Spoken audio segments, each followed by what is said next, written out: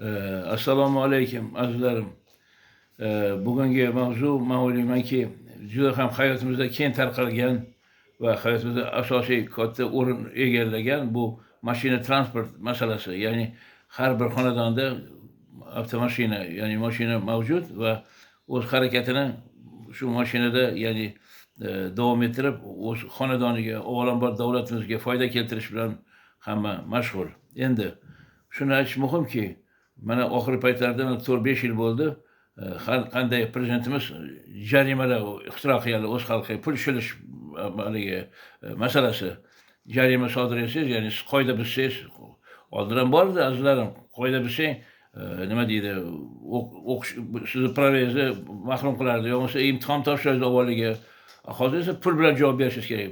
Go'yoki pullar sizga yaxshi berishayotgandek, yaxshi to'lashyapti.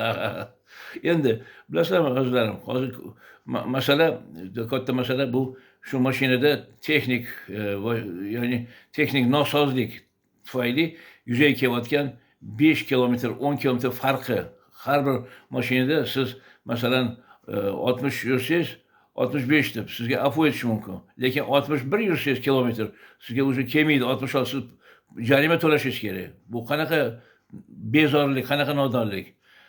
Azizlarim, asosiy mavzuga o'tsak, bizning davlatda, ya'ni o'sha pogрешность deydi ruschasiga, ya'ni o'rtadagi farq 5 kilometr berilgan. Ya'ni siz 5 kilometr farq ichida sodir etsangiz pul to'lamaysiz. 60 dan 65 gacha bo'lgan. Lekin nimagadir undan oshib ketsa, ya'ni 61 bo'lsa, siz o'sha jarima to'lashingiz kerak. 400 qanchadir bilmayman, bildingizmi? Xo'sh, men Sovetda bolasiman, u paytda yashayman, bunaqa narsalar bo'lmagan endi. Hozir mana shunaqa har xil xalqdan pul shilish qarorlari chiqyapti.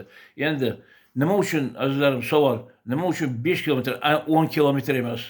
Asosiy mavzu barchani hozir qiziqtiradigan masala 10 kilometr emas. Nima uchun 5 kilometr deyilyapti? Faqat O'zbekistonda 5 kilometr.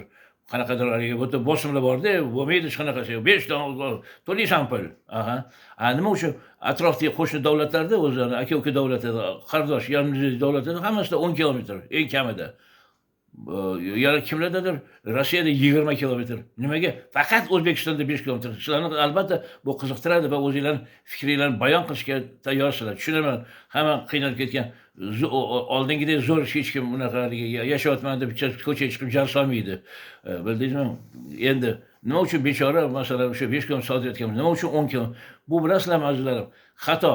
O'sha mashinaning texnikasida ham bo'lishi mumkin. Adashib, yanishib, bilmasdan haydovchi shu tezlikni ozgina nima qilgan bo'lishi mumkin. Ya'ni texnika yaxshi ishlamaganda buzovligidan texnika, ya'ni speedometri, to'g'rimi? Bu bir. Ikkinchi, o'sha ularning kamerasi noto'g'ri qilingan bo'lishi mumkin. Shular inovatkor, nima uchun 5, nima uchun 10 kilometr emas belgilash kerak? Azizlarim, o'zingizlar fikrini bayon qilinglar. Hamma men ko'raman ko'p joyda o'tda beta shu xalq orasida yashaganda eshitsa, hamma norozilik bildiradi. Sabab nima 10 kilometrda 5 kilometr deb. Faqat O'zbekistonda diktatura va shu 5 kilometr, 10 kilometr emas. Endi sizlar bilmasanglar, men taxminan bilaman kim работа. Oshirmaysan, men to'lash kerak. Qanaqadir investor tadbirkorlar bor, ukalar. Endi azizlarim, 5 va 10 kilometr albatta sizlar o'zingizlar fikr bayon qilasizlar. 10 kilometr ko'tarishga sizlar o'zingizlar qo'lingizdan ko'tarasizlar. Albatta, men imonim komil. Hech kim qoniqlantirmaydi 5 kilometr. Nima uchun va nima sababdan? Qani, o'sha chiqib aytaversin, Oliy Majlismi, kim, qaysi haligi savodli, nima deydi, dono fuqaro inson, to'g'rimi yo'qmi? Aytib bera olmaydi, потому что yo'q unaqa narsa. Hamma tixo, shiputkom. Tixo, jim. O'ta. Shunaqa. Yana qaytaraman, 10 kilometr bo'lish kerak, 5 emas. Shuni o'zingizlar fikrini bayon qilib, norozi bildiringlar.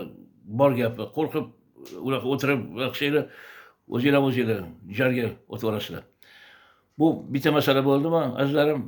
10 kilometr emas, nima uchun 5 kilometr? Javob bersin Oliy Majlismi, Senatlarmi, kim loyiqatli javobga. Endi ikkinchi masala, azizlarim, keksalarga nisbatan afv etish masalasi.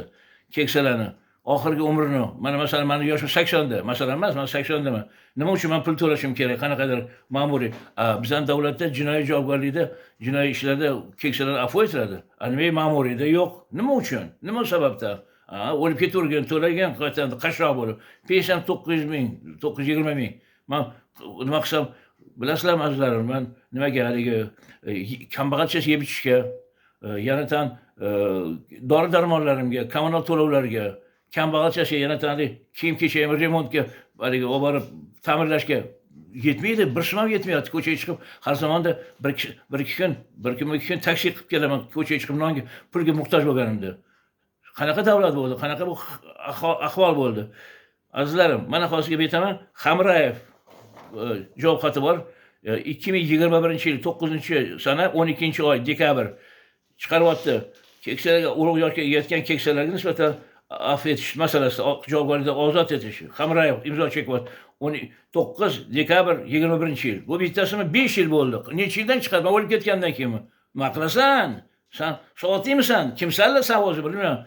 Xalq dushmani, vatan xoin deylardilar. Stalinning payti. Men Stalinning bolasiman. O'sha paytdan beri yashayman. 7 yashar bola edim. Yana boshqa Salixov. Qo'mita raisini ushlab bu kishi. 24-yil 4-sentyabrda javob xati 0405 09 35 37 Salixov imzo chekkan. Nima bor? Mana haligi keksalarni mudofaa xavfsizligi masalasi bo'yicha fuqarolik pozitsiyasi bo'yicha rahmat, minnatdor Falastin oliy ma'muriy javobdan ozod qilish.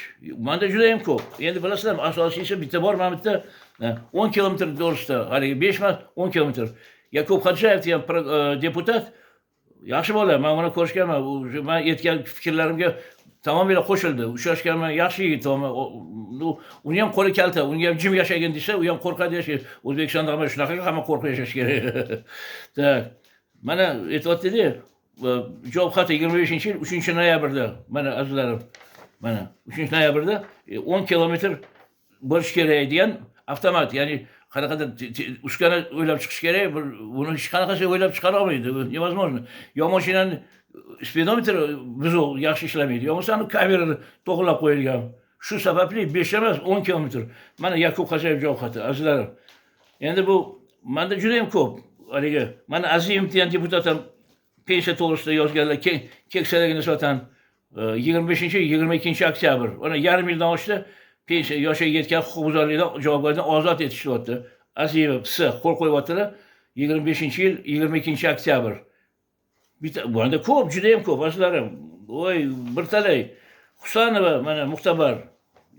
Siz deydi, qizim 20-yilda beryaptilar-da javob xati. Polvonov deputat. Siz necha yildan beri haligi ham shaxsiy qabullarda ham yozma ravishda kelib ishtirok etasiz. 20-yilda javob xat kelyapti. Demak, 10-15 yildan beri xalqimga foyda keltirish bilan shug'ullanaman. Bu qanaqa gapmi?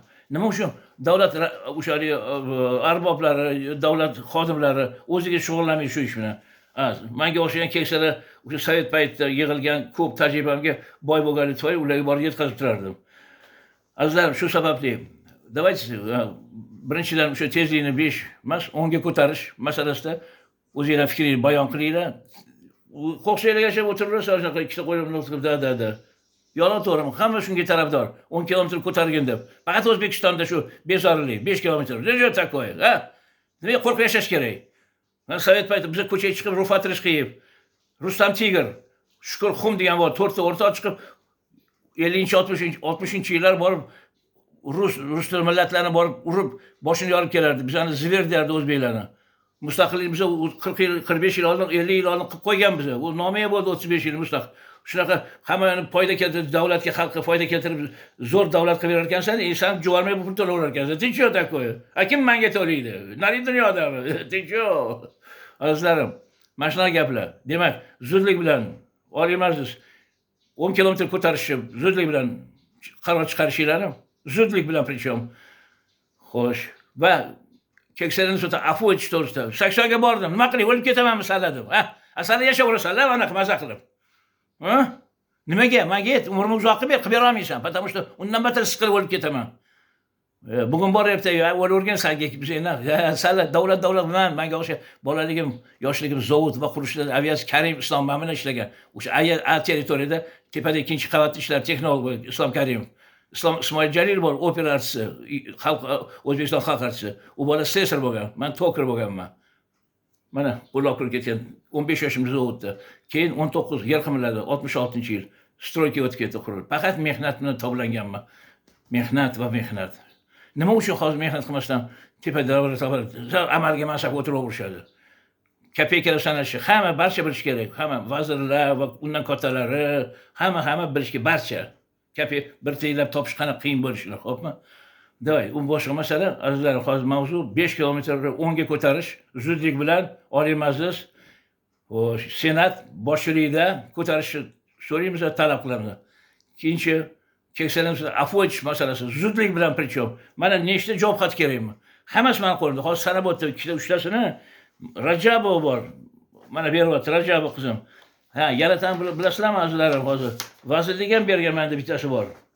Mana vazirlik 2025-5-11 noyabrda fuqarolar manfaatlarini ko'zlagan qonun normalari yanada keng isloh qilish uchun ushbu yo'nalishda inson huquqlarini ta'minlashda O'zbekiston xalqaro maydonga reytingini yanada yaxshilash borasida tashabbusli taklifingiz, g'amxo'rligingiz va faol fuqarolik pozitsiyasi uchun sizga minnatdorchilik bildiramiz deyapti MVD.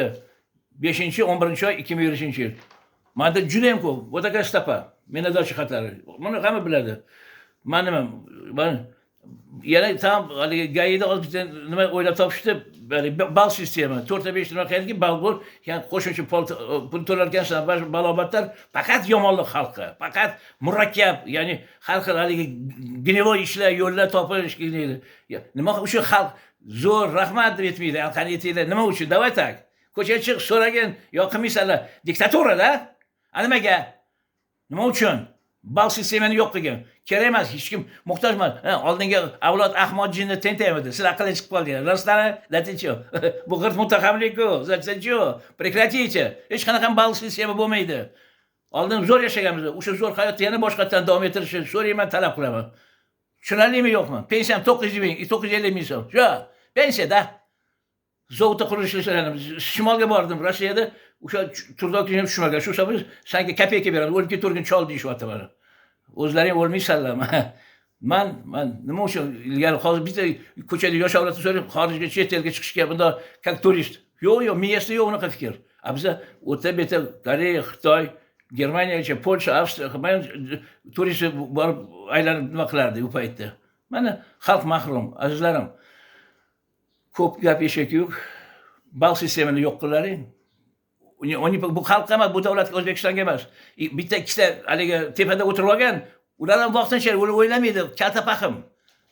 Ongi pas, ertaga o'zini qarindoshlari jo'rni bo'ladi. Ayva po'pi, lishbu сегодня karman nabratsan peshok. Keyin o'zing xalqing qiynaladi, o'zing qarindoshing qiynaladi, uni o'ylamaydi. Har doimchi atrofdagilarni, xalqni, vatandoshlarini o'ylash kerak. Qandoq bo'ladi, qandoq qo'yadi.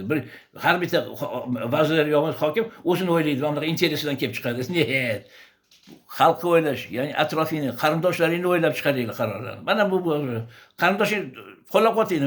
Boshimni olib beraman, hech kim qo'llab-quvvat bu ball sistemaga. Boshimni olib beraman. Hech kim bitta ikkita hali gnevoyga tepaga bo'ygidan berna. Davlat qilsalar jo'ra. Bugun bor ertaga yo'q, xudoga. Faqat Allohga solaman. Davay. Ball sistemani yo'q qilish. Ikkinchidan 5 kilometr emas, 10 ga ko'tarish.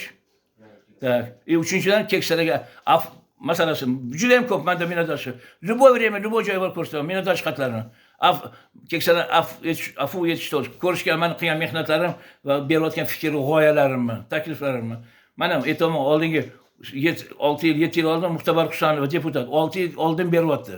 Siz deydi, uni oldin bergan yozmalar ishtirok etasiz deyapti. U va Shuhrat Polvonov. U ham aytayapti, 2020-yilda javob xati bor. Siz bir necha yillarda, demak men 10-15 yildan borayotgan ekanman va fikrlar, g'oyalar, takliflar berib kelib turibman. Siz nima unaqa qilmaysiz? Nima uchun sizlar yo'q? Menda aka minnatdorchilik xatar mana shuncha. Juda ham ko'p, 250-300 dunyoniki. Chunki xalqimni farovon yashash uchun berayotgandan keyin sezib qolsa, davlat rahbari zo'r odam ekan, yaxshi bergan ekan, qo'llab-quvvatlaydi. Azizlarim, demak, ball sistema yo'q qilish, 5 emas 10 kilometr ko'tarish. Uchinchidan afv, amnistiya, keksalarni, ota-bolalaring yo'q, o'lib ketadi, hamma dedomdan, mehmon uydamiz. Qarindoshlaring bormi? O'shalar o'ylaydi, meni o'ylamaydi, mayli, men o'lib ketay.